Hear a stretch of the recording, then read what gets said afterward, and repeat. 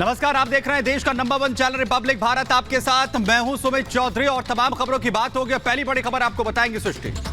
बिल्कुल, अब बड़ी खबर एल्विश यादव से जुड़ी हुई है। जो जानकारी यहां पर मिल रही है, एल्विश केस में जॉइंट सीपी का बयान सामने आ चुका है। एल्विश से देर रात पूछताछ की गई है, ये बड़ी खबर आ रही है। एफआईआर में नाम के चलते ये पूछताछ हुई है। क्लैरिफिकेशन न के बाद दोबारा पूछताछ की जाएगी। रिमांड मिलने के बाद आरोपियों से भी दोबारा पूछताछ होगी। तो एल्विश यादव से कल देर रात 2 से 3 घंटे तक पूछताछ हुई है और इसके बाद ये बयान भी सामने आया है कि फिर से पूछताछ के लिए बुलाया गया है। और जॉइंट सीपी की तरफ से क्या कुछ कहा गया, सुनवाते हैं आपको। कल रात में एल्विश यादव से जो एफआईआर दर्ज हुई है उसके आधार पर पूछताछ की गई है। इसमें पुलिस के द्वारा पूर्व में ही साक्ष्य संकलन किया गया था, फैक्ट्स का संकलन हो चुका था और उसके आधार पर ये प्राथमिक पूछताछ जो है एल्विश यादव के द्वारा एल्विश यादव से की गई। एक क्वेश्चनर पुलिस के द्वारा जो अब तक जो साक्ष्य संकलित किया गया है उसके आधार पर तैयार किया गया था, उसी से ये पूछताछ की गई है। आज एक पुलिस कस्टडी रिमांड 5 अभियुक्तों का उसकी भी प्रेयर कोर्ट में डाली गई है, जिसके ऊपर कोर्ट का निर्णय अपेक्षित है। उनसे भी पूछताछ की जाएगी। उसमें जो तथ्य हम लोग सामने आएंगे, जो एविडेंस सामने आएगा उसके आधार पे और जो प्रारंभिक पूछताछ हुई है उसमें दिए गए जो उत्तर है उनको जोड़ के सारी चीजों को क्रॉस वेरीफाई करते हुए विवेचना में आगे की दिशा तय की है। और इस बीच एक और बड़ी खबर आपको बताते जाए, एल्विश यादव से पूछताछ करेगा वन विभाग। सांपों के जहर निकालने पर यह पूछताछ होगी। 5 सांपों से जहर निकालने की पुष्टि हो चुकी है। बरामद 9 सांपों को जंगल में छोड़ दिया गया है। नोएडा के डीएफओ पीके श्रीवास्तव ने बरामद सांपों से जहर निकालने की पुष्टि की है। दरअसल इन तमाम सांपों जो कि बरामद किए गए थे मेडिकल के लिए भेजा गया था, जिसमें पाया गया कि 5 सांपों की विष ग्रंथि निकाल ली गई थी। सुनिए क्या कुछ कहा उन्होंने। ऐसे सांपों का मेडिकल परीक्षण कराने के लिए हमने मुख्य पशु चिकित्सा अधिकारी महोदय से अनुरोध किया था। उन्होंने एक पैनल गठित किया था जो डिप्टी सीबीओ और 2 डॉक्टर्स का था। 3 लोगों का पैनल था जिसने इसकी जांच की। जांच में 3 मुख्य तथ्य पाए गए कि ये सांप जो है अपने नेचुरल हैबिटेट में छोड़ने के लिए स्वस्थ हैं। नंबर 2, इनमें से जो 9 सांप थे उसमें 4 सांप नॉन पॉइजनस थे, 5 सांप पॉइजनस थे जो कोबरा प्रजाति के थे। इनमें सांपों में जो विष का ग्लैंड होता है यानी वेनम ग्लैंड वो नहीं पाया गया। तो रेव पार्टियों में सांपों की तस्करी मामले को लेकर एल्विश यादव की मुश्किलें बढ़ती हुई नजर आ रही हैं। जहां इनसे एल्विश यादव से इससे पहले पूछताछ हुई है, वहीं बड़ी अपडेट इस वक्त यह मिल रही है कि एक बार फिर से पूछताछ यहां पर की जाएगी। आज फिर पुलिस एल्विश से पूछताछ कर सकती है उस पूरे मामले को लेकर। आपको बताएं कि पुलिस के सामने एक बार फिर से एल्विश को पेश होना होगा। तमाम सवालों के जवाब एक बार फिर से देने होंगे। जो कि इस पूरे प्रकरण में एल्विश को लेकर सवाल हैं, उनके जवाब एक बार फिर से एल्विश को आज पुलिस के सामने देने होंगे। आपको बताएं कि इससे पहले भी पुलिस जो है वो देर रात पूछताछ कर चुकी है। पुलिस की तरफ से खुद इसकी जानकारी दी गई और वहीं नोएडा पुलिस कुछ ही देर के बाद एक बार फिर से उनसे सवाल पूछेगी। कल सांप से जुड़े उनसे सवाल पूछे गए थे।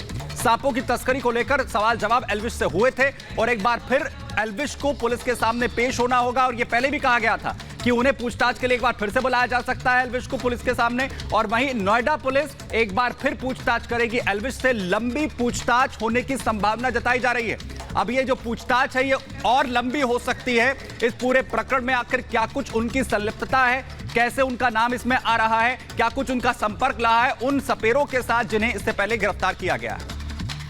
तो 5 लोगों को गिरफ्तार किया गया था, लेकिन यहाँ पर पूछताछ अब एल्विश यादव से भी हो रही है। अब आपको बताते हैं कि राहुल को लेकर के यहाँ सवाल पूछा गया है और पूछा गया है कि आखिरकार उसे कैसे जानते हैं। ये तमाम ऐसी चीजें हैं जो कि इस 2 से 3 घंटे पूछताछ के दौरान पूछी गई है। सिर्फ सांप का जो इस्तेमाल है वो वेनम के लिए किया जाता था, किसे किसे कॉल किया गया है, ये ऐसे तमाम सवाल जिसको लेकर के पूछताछ हुई है। नोएडा के रेप पार्टी में तुम्हारी क्या भूमिका है, जो लड़कियां उसमें बुलाई जाती थी वहां वो कहां से आती थी रेप पार्टी में, ये तमाम सवाल यहां पर पूछे गए हैं। और इसी के साथ साथ अब दोबारा से पूछताछ के लिए एल्विश यादव को पहुंचना होगा। दिल्ली, राजस्थान फार्म हाउस को लेकर के, पार्टी में शामिल होने को लेकर के तमाम सवालात यहां पर किए गए हैं। रेप पार्टी में कौन लोग आते थे, किससे बुलाया जाता था, इन लोगों को कैसे बुलाया जाता था, वेनम का इस्तेमाल कैसे किया जाता था, सांपों के जहर को लेकर के तमाम सवाल हुए हैं। वीडियो में सांप के साथ जो लोग दिख रहे हैं वो लोग कौन है और इन सांपों को वीडियो बनाने के लिए कहां से लाया जाता था, ये सवाल भी यहां उत्तर प्रदेश पुलिस ने पूछे हैं। क्या ये सभी जो सांप है उनके जहर का इस्तेमाल किया जाता था, वेनम का इस्तेमाल किया जाता था, ये बड़ा सवाल है, क्योंकि सांपों के जहर को लेकर के ही यहां पर तमाम जो जांच है वो हो रही है एल्विश यादव पर। वीडियो में नजर आ रहे सांपों को लेकर के भी यहां पर सवाल पूछा गया है। तमाम जो इंस्टाग्राम पर वीडियो देखे जाएंगे उसमें साफ तौर पर देखा जा सकता है कि सांपों के साथ किस तरीके से वीडियो यहां पर एल्विश यादव के द्वारा बनाया गया था।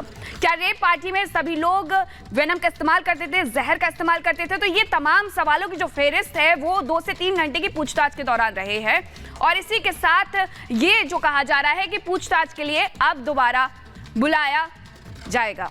और अब आपको बताते हैं, हमारे साथ हमारे दोस्त सहयोगी जुड़ गए हैं, जतिन भी जुड़ गए हैं और साथ ही हमारे साथ विशाल पांडे जुड़े हुए हैं। सबसे पहले आपके पास आते हुए जतिन, यहाँ पर पूछताछ को लेकर के अब ये जानकारी मिल रही है कि दोबारा पूछताछ के लिए बुलाया जाएगा। पूछताछ का समय क्या हो सकता है और 2 से 3 घंटे जो पूछताछ चली, क्या अब ये पूछताछ और लंबी होगी?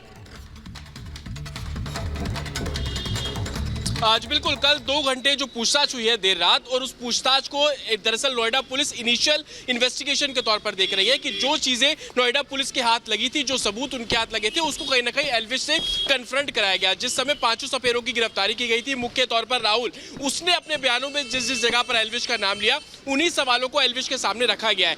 उस पूछताछ के बाद नोएडा पुलिस ने एल्विश को एक और नोटिस दिया है। सोर्सेज का ये कहना है कि आज ही एल्विश को उस नोटिस का जवाब देना होगा, इन्वेस्टिगेशन ज्वाइन करनी होगी। सेक्टर 20 थाने के बाद मौजूद है और आप देखेंगे कि कल रात को भी इसी जगह पर एल्विश पहुंचे थे। उनके साथ 3 लोगों की टीम थी, जिसमें उनका एक वकील बताया जा रहा है, एक मैनेजर बताया जा रहा है और एक उनके साथ में रहने वाला उनका दोस्त। ये 4 लोगों यहाँ पर पहुंचे थे। हालांकि दोपहर का समय बताया था नोएडा पुलिस ने कि दोपहर को आने के लिए बोला है, हालांकि 2 बज चुके हैं, अभी तक एल्विश यहाँ पर नहीं पहुंचे। ये जानकारी बिल्कुल मिल रही है कि एल्विश दिल्ली में अपने एक दोस्त के यहाँ पर रुके हुए हैं। वो गुरुग्राम का जो उनका घर है वहां पर नहीं पहुंचे। मुंबई से जब वापस लौटे थे तो वो दिल्ली में ही थे और कल नोएडा के सेक्टर 20 थाने पहुंचने से पहले भी दिल्ली से ही एल्विश यहां पर पहुंचा था। तो पुलिस यहां पर है। हालांकि सीनियर ऑफिसर्स का ये कहना है कि वो लगातार इस पूरे मामले की गहनता से जांच कर रहे हैं और जो जो फाइंडिंग्स आ रही है उन्हीं फाइंडिंग्स के आधार पर एल्विश को कन्फ्रंट। बिल्कुल जतिन, जैसे आप लगातार बता रहे हैं और आप वहां पर मौजूद भी है, नजर बनाए रखिएगा। विशाल का भी रुख कर लेते हैं। विशाल, जिस तरीके से एल्विश से आज दोबारा पूछताछ की जाएगी और यह माना जा रहा है कि पुलिस के पास में ठोस सबूत है जिसके आधार पर यह पूछताछ और लंबी चल सकती है और वन विभाग भी इसमें शामिल होगा। बिल्कुल, देखिए, बिल्कुल वन विभाग भी इसमें शामिल होगा और सबसे बड़ी कड़ी जो है इस पूरे मामले में वो है राहुल, जो मुख्य आरोपी भी बताया जाता है। उसी ने एल्विश यादव का नाम लिया था और उसी के जो कॉल रिकॉर्डिंग्स है उसमें भी सुनने को ये मिला था कि एल्विश यादव को वो जानता है, एल्विश यादव के पार्टियों में वो सांप लेकर जाता था। अब सूत्रों की माने तो नोएडा।